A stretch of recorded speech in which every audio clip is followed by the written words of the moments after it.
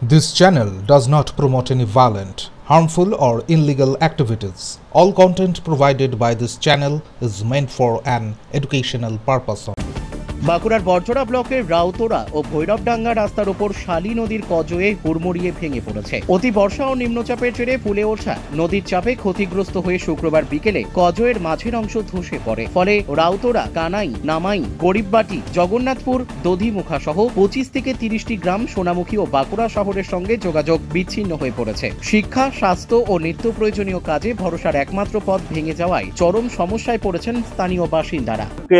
20 থেকে 22 বছর আগে তারপরে কি এই ব্রিজ থেকে কোনো রক্ষণাবেক্ষণের অভাবে কি নষ্ট হয়ে গেল? অবশ্যই আপনার দেখুন সামনেও ভেঙে গেছে, এটাও কিছু ব্যবস্থা নেয়নি এখনো। আর এটাও আমরা যে সাইডে ঢালাই ছিল সেটা আস্তে আস্তে নিচ দিকে নেমে পরে যে বসে গেছে ব্রিজটা, ঠিক আছে। এটা সরকার থেকে কোনো এখনো করেনি আগে। তার ফলে কতটা সমস্যায় পড়ছে? সমস্যা প্রচুর সমস্যা। গ্রামগুলো রয়েছে ওই ওই প্রান্তে ধরুন আজ মোটামুটি 15 থেকে 20টা গ্রামের মানুষ এই ব্রিজ দিয়ে উপর দিয়ে যাতায়াত করে।